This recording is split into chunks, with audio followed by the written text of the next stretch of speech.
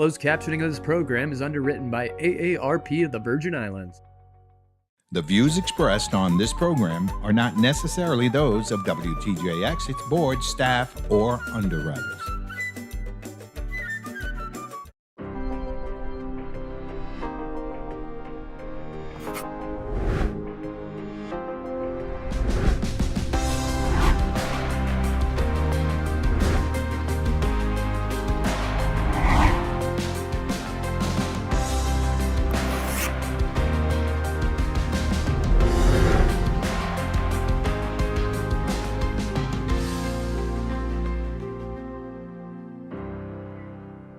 Good day, and welcome to the League of Women Voters Meet the Candidates Forum, a program produced in collaboration with WTJX TV for well over 35 years.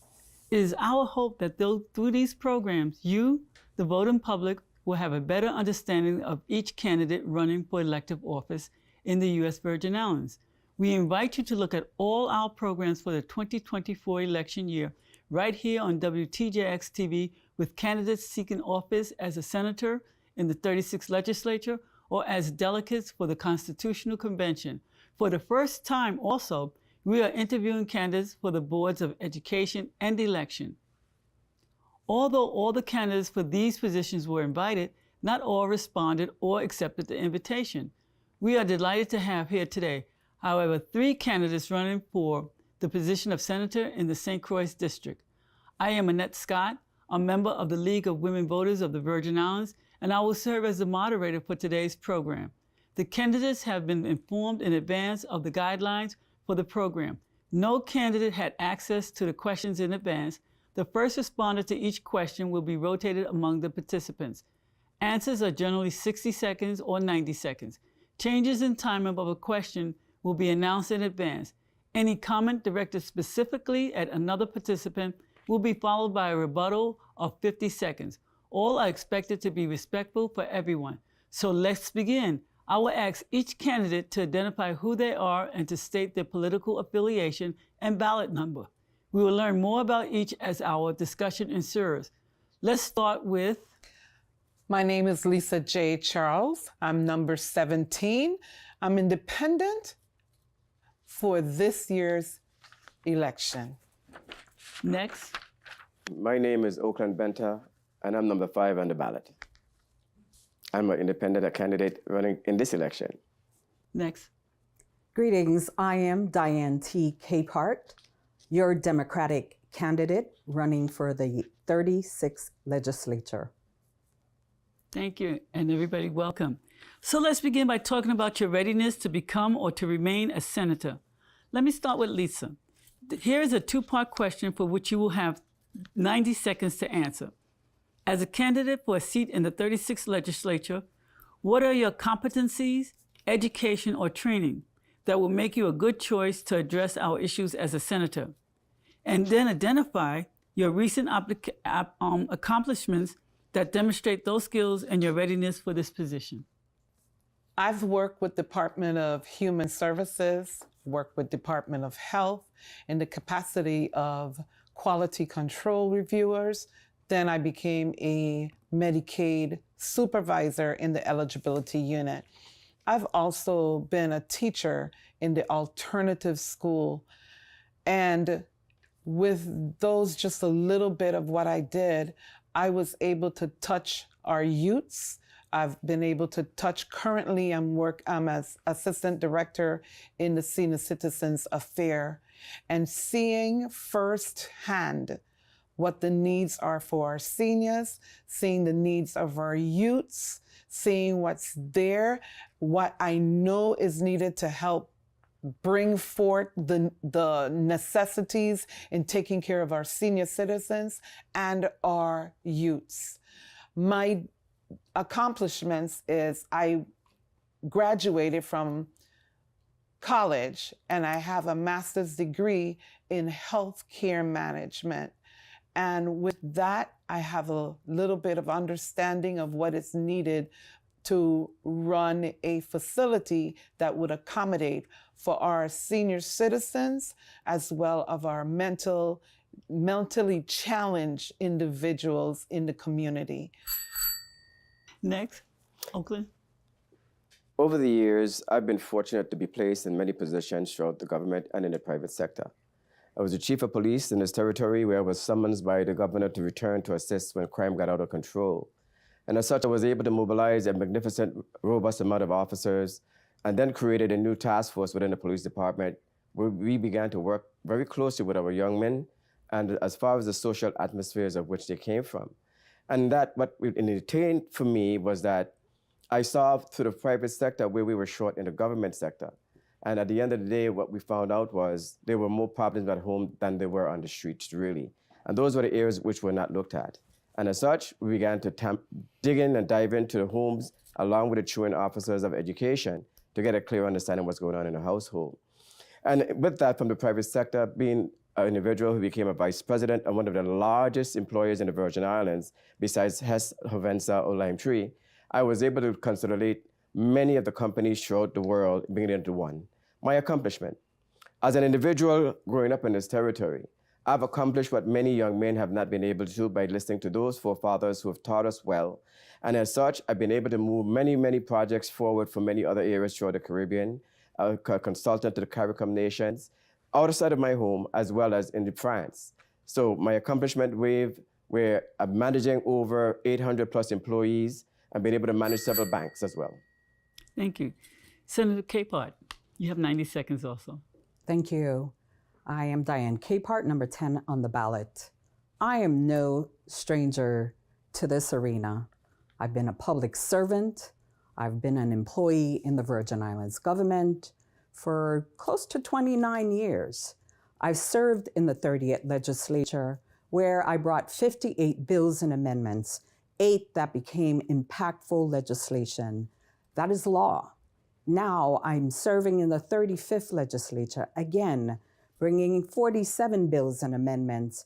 I'm going to continue working on legislation to improve the quality of life for the people of the Virgin Islands. I have worked in this government as a Medicaid administrator for the Virgin Islands Police Department. I've worked for Department of Health.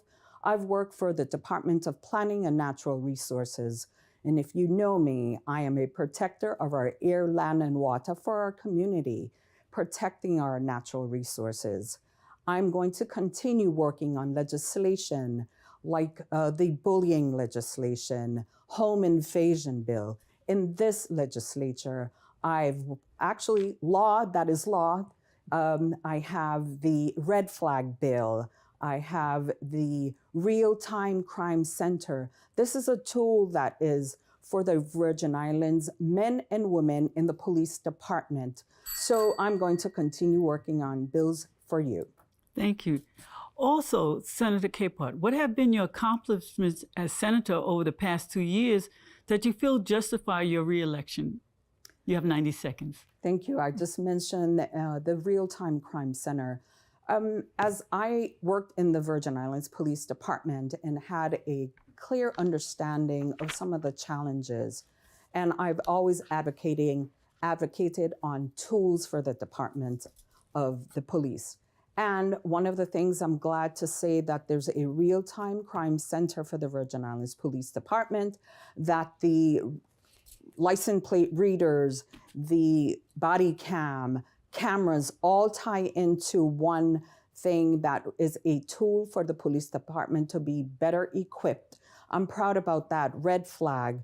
I'm proud about the $1 million that was appropriated for our farmers to reduce the costs at our registers for our farmers, the fisheries bill. So I have been working on sustainability, that we can be able to feed ourselves and even export. So I'm going to continue working on these kind of legislation. The psychiatric evaluation response team, a specialized trained unit to help individuals who are going through behavioral problems. I'm going to continue advocating with the second branch of government, with the executive branch, on behavioral facility for our people who are experiencing behavioral challenges in the Virgin Islands. Thank you. And as we go forward, another topic, and it's not necessary for you to say your name and number as we go on, okay? Thank you so much. We of the League of Women Voters of the Virgin Islands are shocked and dismayed to hear far too many citizens say they are not voting this year because they see little happening to alleviate their suffering with high food prices, insecure energy resources, lack of affordability housing, and crime year after year of voting. What can you tell these citizens about reasons for voting in the November election? You have 60 seconds. Oakland. Thank you. Over the years, as an ex-senator of the 33rd legislature, realizing that the territory was in a crisis when it came to many of our services, I brought in agencies and doctors and all of the relief that we could have actually imagined based on what the concerns were. I brought in individuals to bring what you call floating power plants, one for the District of St. Croix and one for the District of St. Thomas, St. John. And what this would have done was that these ships would have docked close to Wappa, and they would produce power at 7 cents a kilowatt hour to our shores. I brought in individuals who were also probed to building 3 hospitals on all 3 islands, and where our government turned it down. We looked at all of the other verification of factors that shows that our government knew that we were far behind in taking care of our retirees as well as our children by not providing the services that exist. And as such, we fell into a quagmire where we can't seem to find our way out because of failure, not by our children or veterans or elderlies. Thank you. Senator Capehart. I understand. I totally understand when I go out into the community and individuals say they are not voting, but it is your right. It is your right to vote. Our ancestors fought for your right. So I ask you, the community, build a team of individuals that you know that can work well together. It's important. It's important that we have those people that are in office that can advocate on your behalf. Don't let that opportunity to make a change, to make a difference pass. So I encourage you to go out and vote. Build a team of individuals that can work collectively for you, for your children, for the next generations to come. It is so important. Don't complain. Go out and vote. Make a difference. It's very important that you have individuals that work on your behalf. Thank you. Lisa, you have 60 seconds. That's a very good question. Being out there, I can hear what the young people especially are saying, and people who are saying that they're not going to go out and vote for whatever their particular reasons are. And what I've done was to try to encourage them, but because they have a right to fight for their future.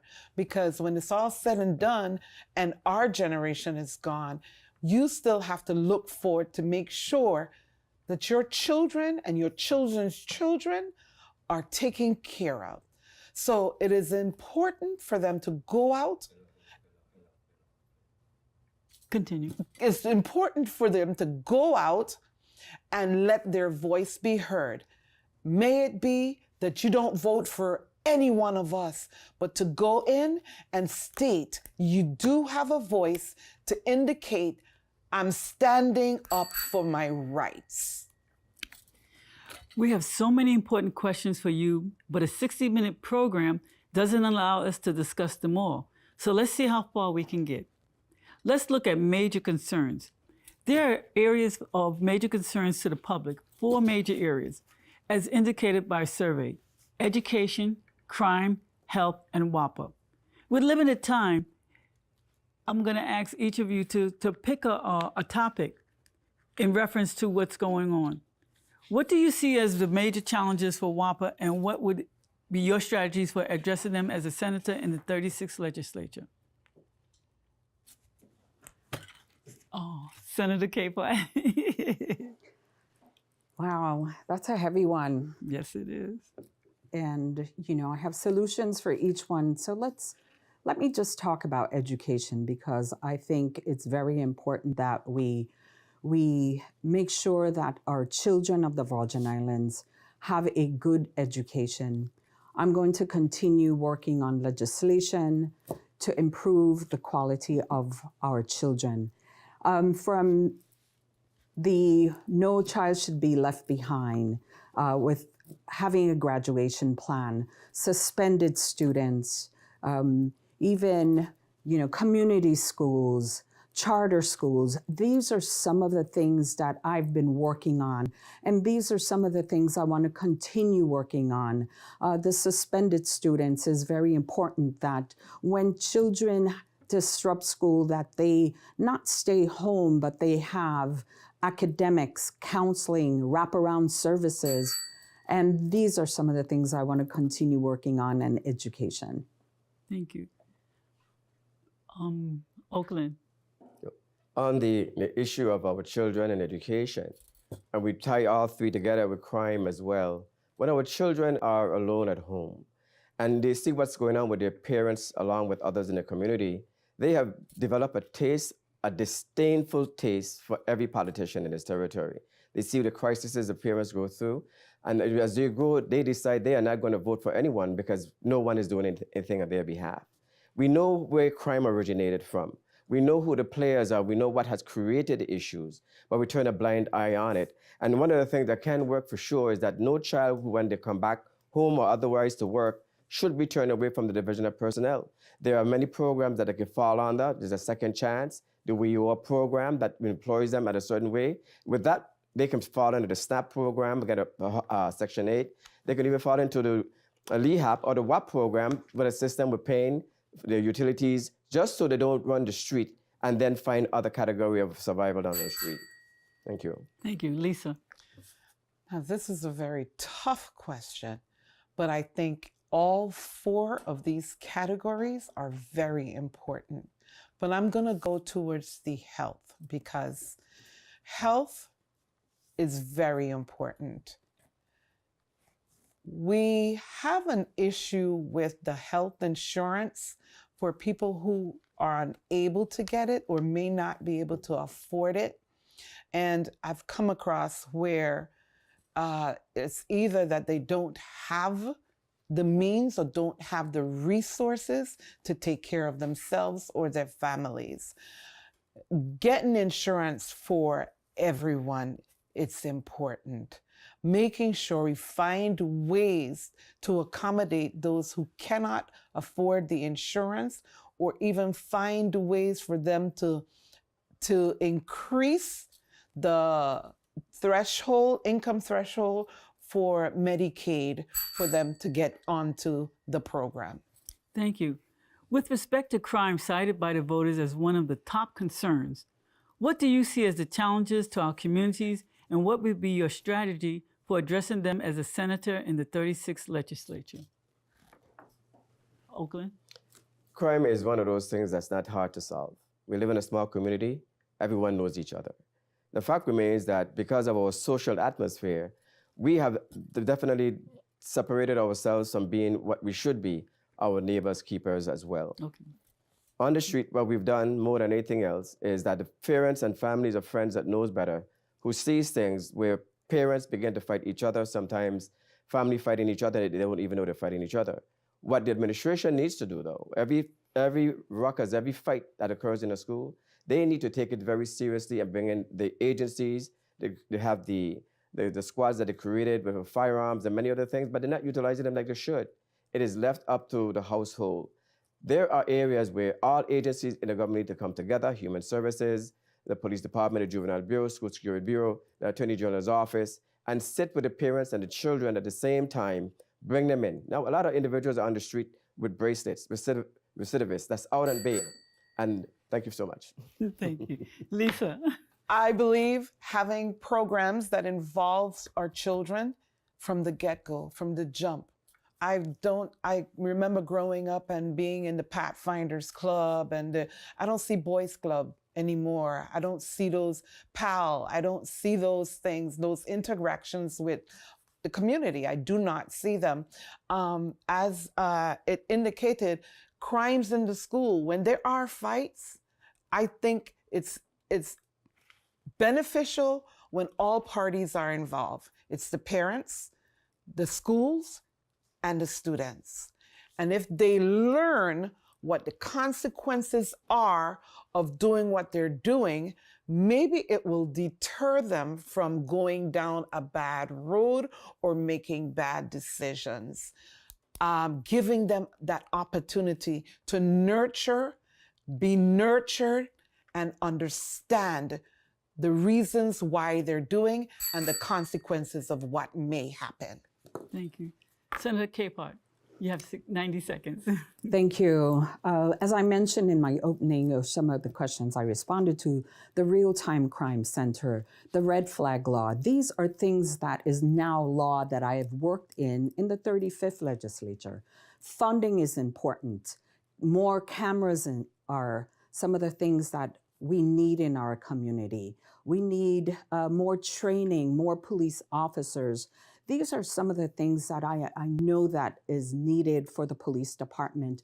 But what I also do in this position is partner with the Virgin Islands Police Department, PAL, where I adopt a class at the Claudio School to teach our youths about hygiene, about social, behaviors, of just trying to uplift our children. So I'm going to continue working on legislation to make sure that our children feel good about themselves and partner with the police department and continue creating legislation to protect this community and providing the tools to the police department that they need.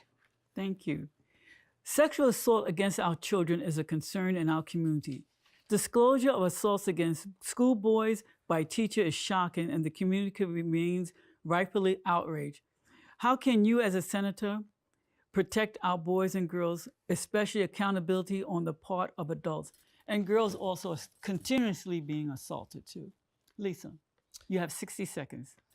I don't think the community realizes how serious it is because maybe it's not happening, and it's sad that something has to be happening often here for you to know that it's important that we teach our young boys or young girls how to protect themselves and how to identify when they see sexual predators or understanding, even though we have to, I remember having to tell my son what's a good touch, and saying it to myself didn't make sense. I literally had to show him what it's like. They're innocent and cannot identify what good touches are. We need to speak to our children, pay attention to who is around our children, tell them about it. Don't be afraid. Don't let someone else on the street even put that thought in your children's head. Thank you. And I would like to add that good touch, bad touch is no longer used in conversation because predators use that. Mm-hmm. The term now is comfortable and uncomfortable touch. And a child is more adverse to share more about that uncomfortable touch because they manipulate them. Oakland, same question. Thank you. 60 seconds, thank you. Through the years, one of the advocates that stood up as a senator in the 33rd legislature and challenged where we had a pedophile within our territory, the actions which were being taken. Single-handedly, I stepped out of the legislature and went further on and got outside agencies to come in and look at this even deeper. And as such, many of my colleagues who was in the Senate at that time didn't see it feasible, was it necessary in the Florida legislature. But I fought with the Attorney General. Her and I went back and forth to explain to her that this pedophile lives in our territory and you have oversight. If we don't take responsibility for ourselves, every single child that complains in a school, every entity needs to be involved. Not because somebody's a friend of someone and they don't want to create a stain on their name, that everybody must speak up and everybody must be contacted. And that's the law that needs to be implemented. Shall report, not may report or can report, but shall. And that way we'll be able to snatch much more of these individuals before they do more damages to other people's children. Thank you. Senator Capehart, 60 seconds. So I think this can work by education and outreach. It's important that we teach our children about, as mentioned, the good touch, the bad touch. But I think wraparound services, counseling, I think appropriating funding through the Department of Education, working closely with education, stakeholders, so we can offer these services to our children. education and outreach is so important, because if they don't know how to deal with a situation, they don't say anything. But once they know that they have someone that they can talk to at school, but how would they know if they are not taught to know that there's that place, that comfort zone that they can go to? So working closely with Department of Education to create an appropriate funding, I must say, to make sure that these wraparound services are there, education and outreach. Thank you. And also as a reminder that the term is countable and uncountable touch because of the manipulation that a predator has against children, and that we all are accountable. If a child comes to any one of us, we have to report. And there's a process. It's already in law. The person will be accountable.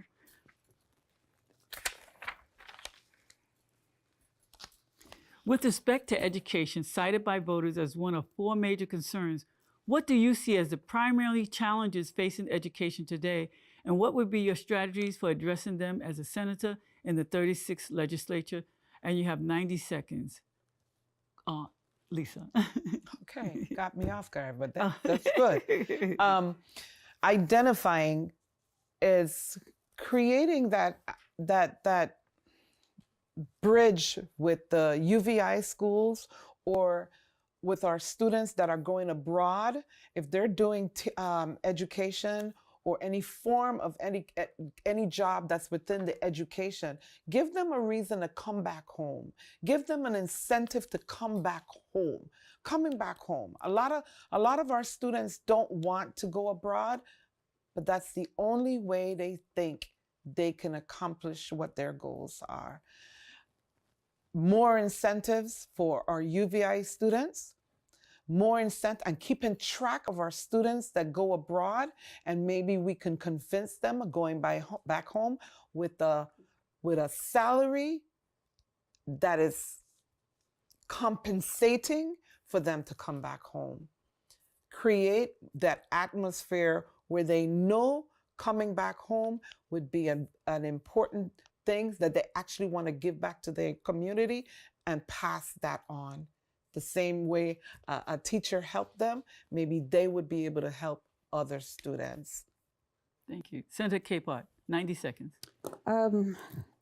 I recently signed on to legislation in this 35th legislature for making sure that our school infrastructure is safe and clean, for a conducive learning environment for our children.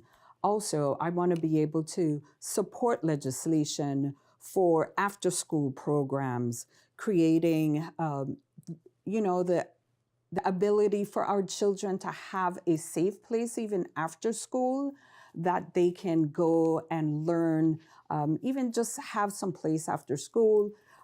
Also, I think it's important that all our students, as I have one bill called the graduation plan, that our students make sure that they have a plan as they are about to graduate. And no child should graduate without a plan, as they may not be interested in going to college, to the military, to apprenticeship program through Department of Labor. Just make sure that our children have a plan. I'm going to continue working on these kind of legislation, supporting legislation that improves the quality of our learning environment for our children. Thank you. Oakland, 90 seconds. Our children today, based on what we've asked them to do, go to school, get good grades, graduate, and come back home to serve. And while our children graduate, I would enhance that we follow them every step of the way, that we make sure whatever university they go to, that the SNAP program exists to help them, because a lot of them go and spend more time at work rather than in the books. And make sure that the WEO program, that we structure that when they come back home and then breaks and whatever have you, that they fit into these training skill sets as far as they're studying. Our niches in this territory is not being observed as far as what's the qualification and what job set we need to start looking at to educate our children, so that when they come home, they could fit right into the quarter of what's going on in our community. Our children leave with a hope that they'll come back and sit in certain positions, only to be told that they can't get a job. And those who are on some of the grants, that the scholarships, like the Basheen scholarship, They leave and come back for a job, they can't get it, they go outside, then they have to pay back on the grant. There's a lot of areas that we left open for our children, but those that come back and fall under the WEO program, we can make sure that they're taken care of monetarily.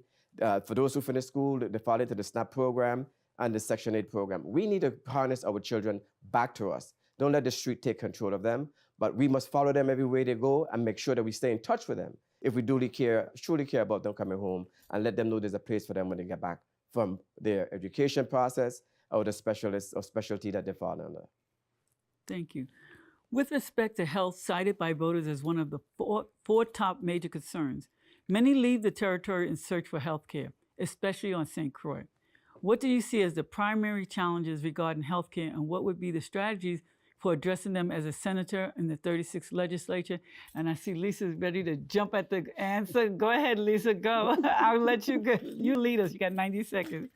What we're seeing happening is that the white people, we've got to look about bringing in specialty doctors to come here, because that's the reason why they're leaving.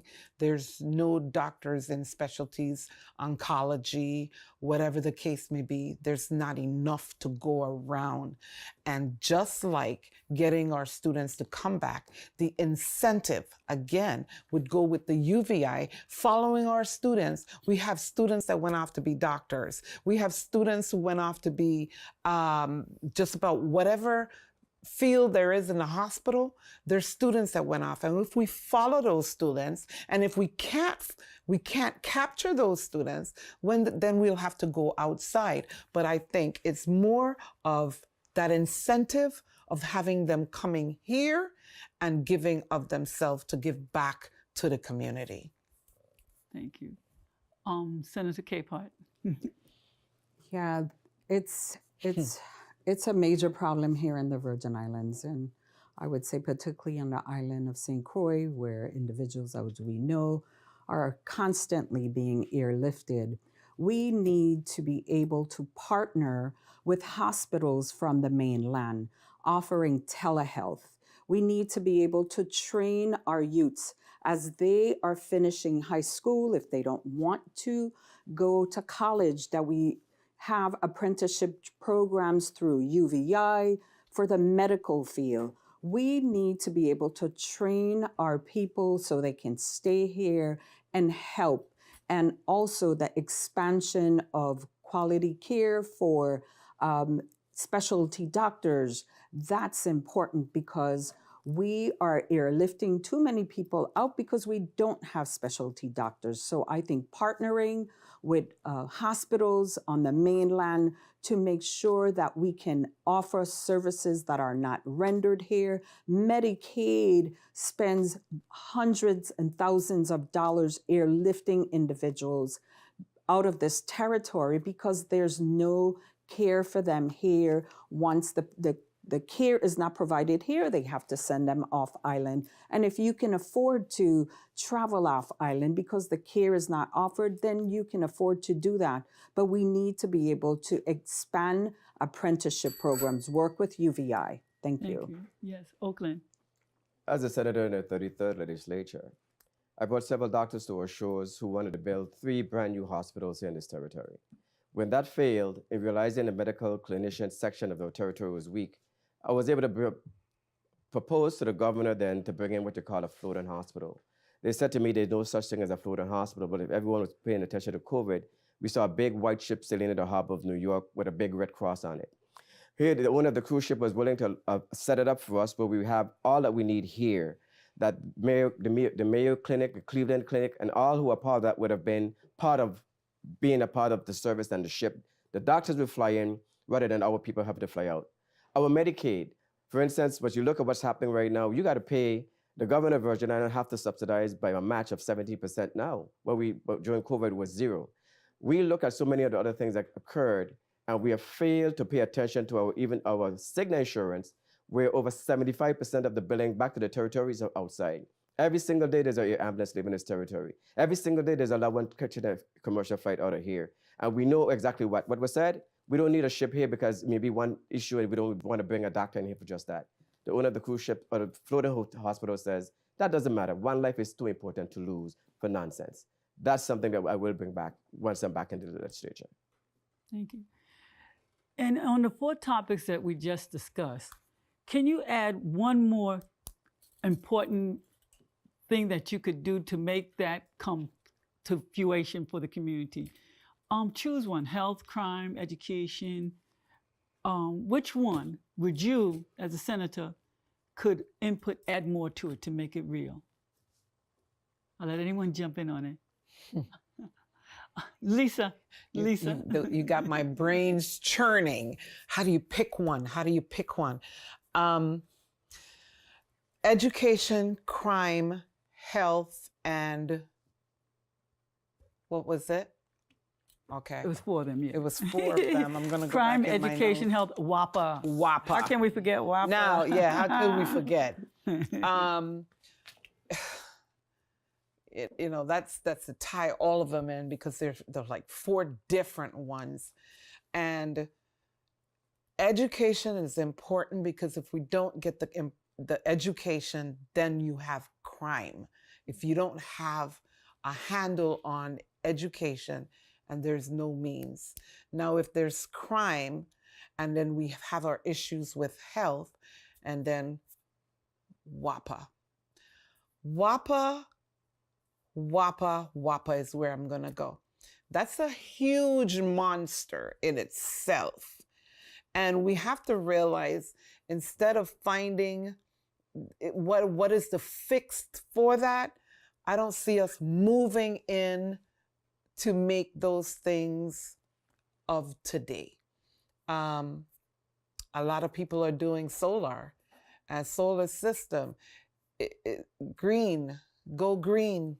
If that's our aim, to go green, if that's going to help us, go green. Thank you. Oakland, in 60 seconds, what would you add to one of those 4 to make it happen? Well, I'll also add the social part of it as well. We got to look into the household and see what's going on, and then we move into the other aspect, because the household is not sanitary. Education would never be an issue as far as the children being focused on what they're doing. And with that, without having the understanding what's going on in the household to work with that child going forward, then you have a pushback by the child when they go to school with their friends and so forth that can't relate. And then you build on the parents as well to make sure they go through a system of learning. We have to be accountable to all of our children as well. And as such, when we move forward, we will dive hardly into looking at what our GDP or what our domestic product is, because we have to grow in the economy. Without the finances to address some of these issues, there's nothing you can do but actually twiddle your thumb and wait for somebody to rescue you. And those are the shortfalls we have, but it will be crime. Thank you. Senator Capehart, out of the 4, you have 60 seconds. Choose one. I would say WAPA. And, I'm always making this comparison, as I had my mom retired from WAPA with 30 years, and I've seen WAPA transition into a company that actually is affecting our crime, our education, everything, because our total dependency on fossil fuel. We need to come into times. We need to look at alternative energy. We are having the discussion about solar panels, propane. We need these reduction. We need this transition into alternative energy. And this is going to help us in our territory farm economy, where you have businesses are closing because they can't afford to keep their doors open because the cost is too much. You have individuals don't want to move back home because of high energy cost. Thank you. In addition to the 4 major concerns we have just discussed, it was found by the AARP that many families are suffering from being caregivers for aging and aged family members, resulting in the alarming draining of their own resources. Many say they will support those candidates who have solutions to assist family caregivers. What do you see possible as a legislature to help family caregivers? Oakland, Sure. 90 seconds. Thank you for the question. The solution has already been there for many years. To the Government Accountability Office, the VI government, all we had to do was collect the data on all of these cases. We turned a blind eye because we didn't want to audit the government agencies. And we're not auditing the government agencies as we should to have what we call unqualified audits. Because once you audit the government agencies, then you're exposing where thievery or other things took place. Those services have been offered to the government of the Virgin Islands to assist, even to the assistance from the federal government to come in and assist us, collect the data so we could capture all of these deficiencies and make sure that our people are being handled like we should. But we chose another path.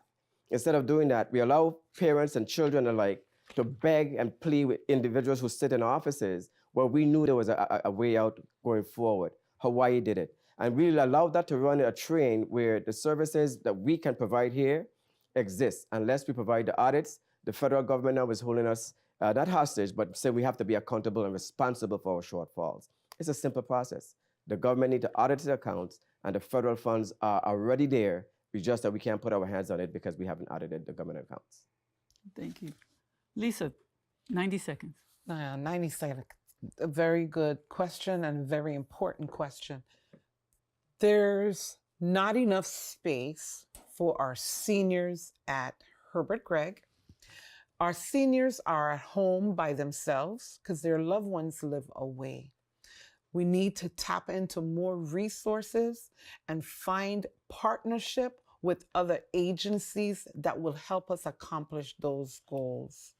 Like Benta just said, audit and find out where we are going wrong and then turn and fix those issues. I work with senior citizens as the Assistant Director for Homemaker Services, and the homes that I'm going into, our adults are alone. They need our help. They need our help. They helped us get this far. Now we need to help them. Because if we don't take care of them, we're next. And then our children are next. Because it is a cycle. And if we don't help, we're just going to be running into a dead wall, a dumb knoll, putting heads down in a hole to think that it's going to be forgotten. It's not going to be forgotten. Some of us may have the funds to run off island, move away, but there's some of us that will not have that option. We need to look about taking care of our seniors. Thank you. Senator Capehart, 60 seconds. 90 seconds, sorry, 90 seconds. Thank you for the question. I've had the opportunity actually to work for AARP, so I understand the challenges that caregivers have in the territory. So when someone they leave their job to take care of a parent, they are looking for some kind of benefit, also financial benefit, some kind of tax credit that they can probably get taking care of a family member. And I think creating legislation, programs that can actually assist these caregivers that will have a positive outcome still for them financially. So I think creating tax credit programs for them, creating additional programs for support would be very helpful to caregivers in the territory. Thank you. The pandemic has shown us that we need to diversify our economy and supplement our dependence on tourism.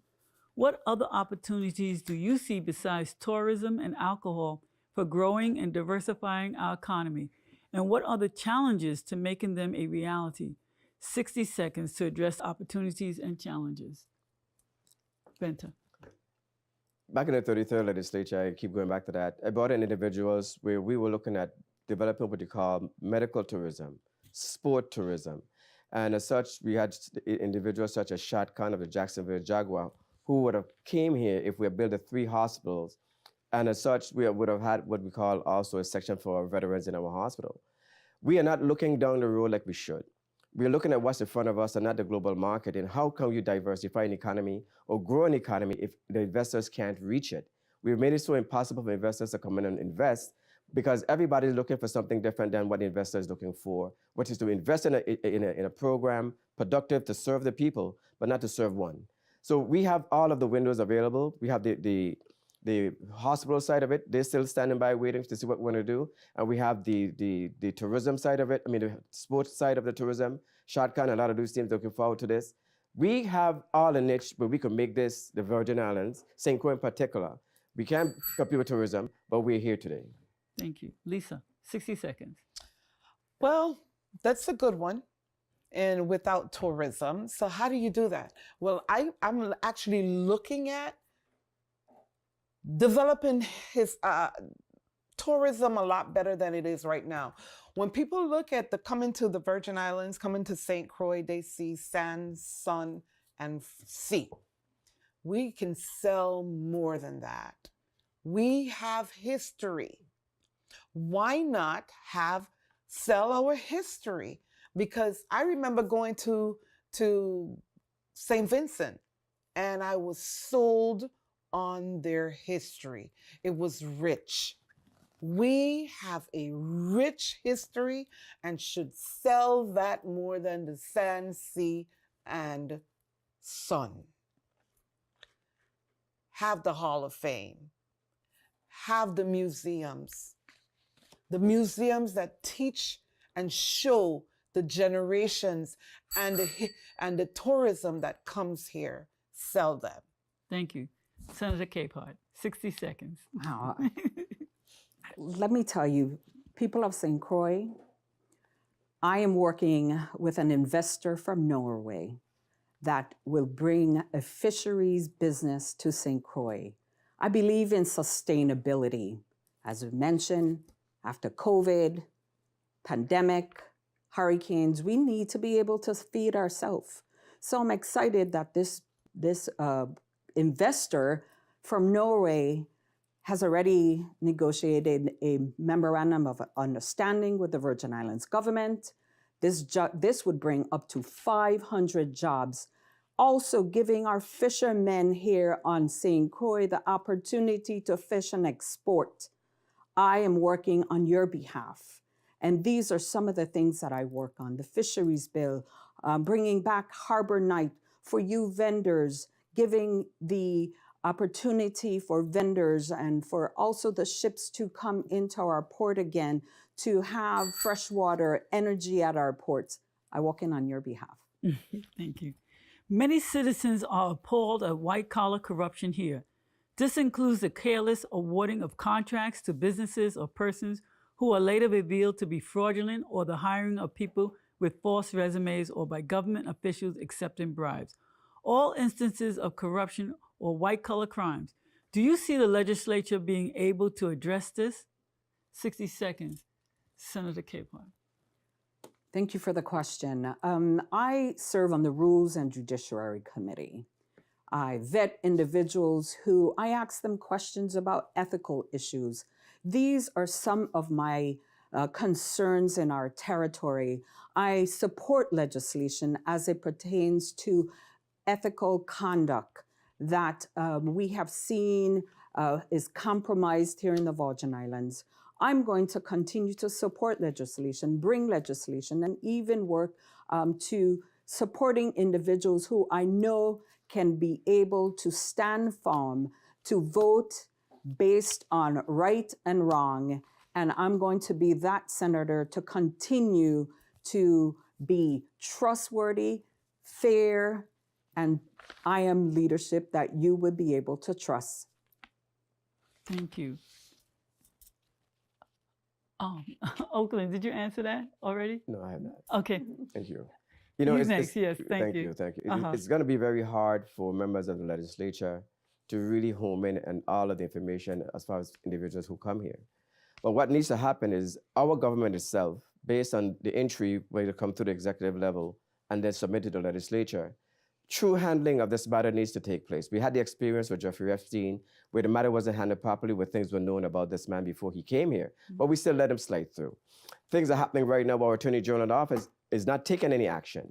It has to be the federal agencies rather than us taking care of our own home. Those things need to change because we have the wherewithal to do it. And we know the answers, that we hide behind a curtain and wait for somebody else to pick up the load and say, well, that's not my business, that's not my problem.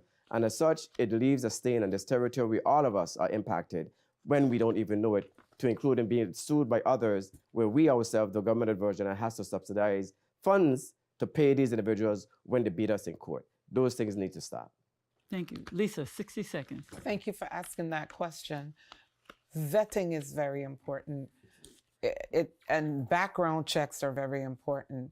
There's no reason why anyone should be hired without being vetted, especially in positions that the people are holding you accountable.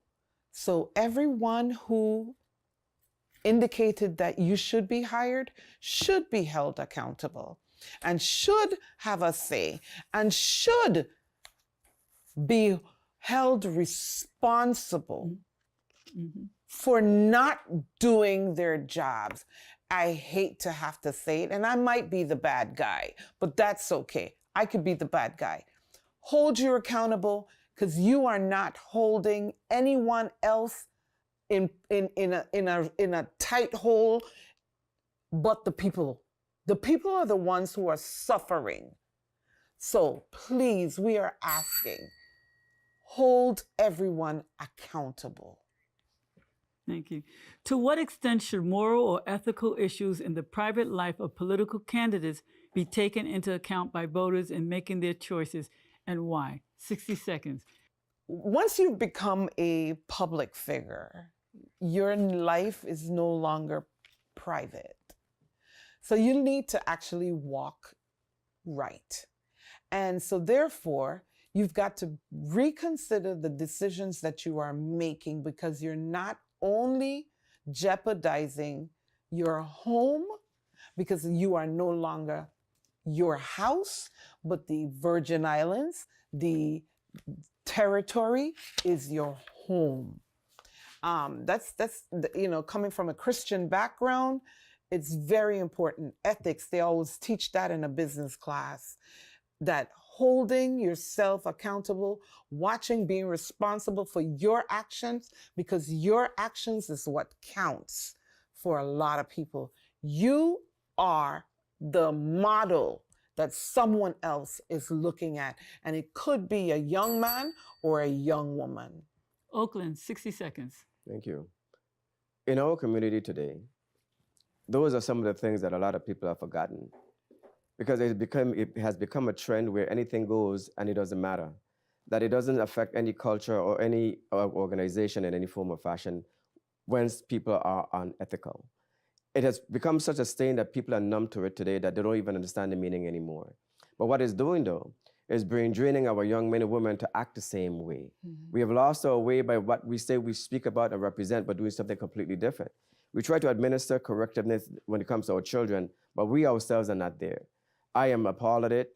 I think that more so, the government and every entity, every person who enters into an elected position otherwise, needs to understand that you are a servant of the people of the Virgin Islands, of whom you say you will serve and maintain above board your character and your personality. Thank you. Thank you. Senator Capehart, 60 seconds. Thank you. You know, one thing I say about me is I pride myself with diplomacy, integrity, and that's why my slogan is leadership you can trust. I just don't say this easily, because if you know me from since the beginning of time, my slogan has always been, live clean and let your works be seen. If you know me, I mean this. This is what I do. From my family members to, my children, they know that this job is just not a job. I think that serving in the first branch of government, my first intent is trying to restore integrity in this first branch of government. So the people of St. Croix, I will continue to serve with integrity, diplomacy, and still work with my colleagues collectively. And this is me. And that's all I can say about living clean and letting my works be seen. Thank you. Now, each candidate will have 60 seconds for closing, or closing statement. I'm going to start with Lisa Oakland and then Senator Capehart. 60 seconds. 60 seconds. Again, my name is Lisa J. Charles, and I'm running for the seat of Senator in the 36th Legislature. I'm number 17 on your ballot.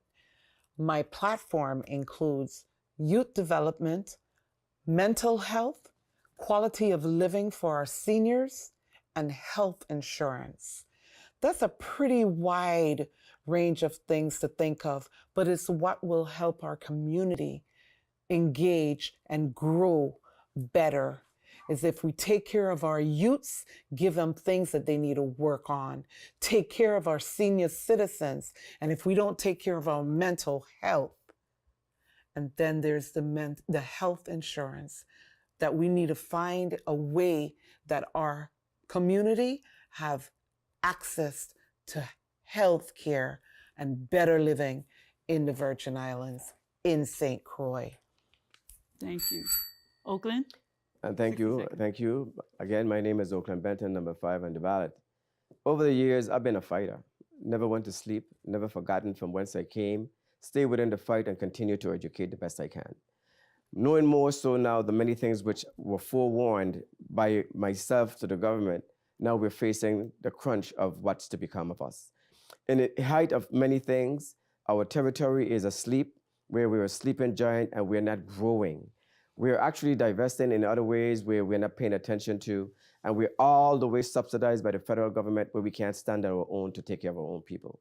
It is time that we begin to look at diversifying our economy, growing an industry where we bring in many other investors into this territory, where we can partner by public-private partnership and move the robot to another level, because we're in the AI stage now, and we got to make sure that we capture all our youth, young men and women going forward, because we're going to lose them because the jobs will not be here for them. Thank you. And Senator Capehart. My fellow Virgin Islanders, I ask for your vote. I am number 10 on the ballot. I want to continue serving you. I want to continue serving this community, not only for today, but the next generations to come. Look at my record. I have legislation that is impactful, that would improve the quality of life, from economic to health to education.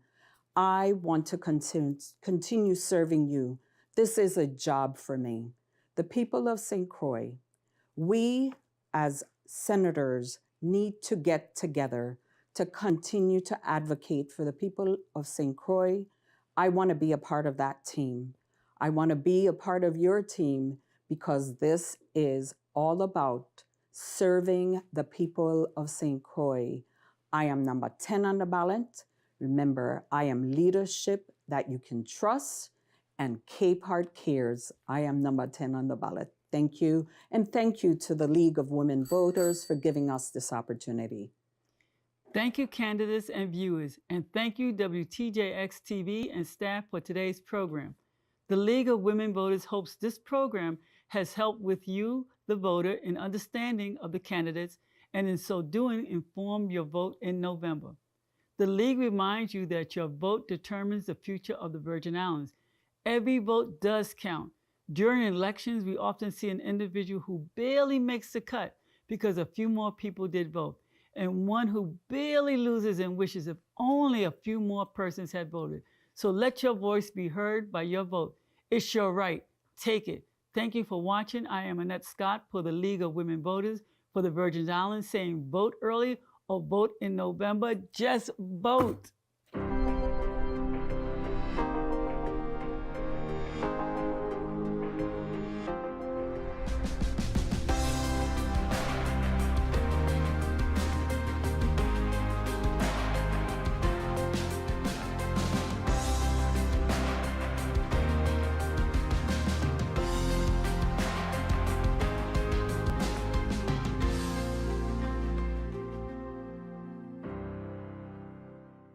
The views expressed on this program are not necessarily those of WTJX, its board, staff, or underwriters.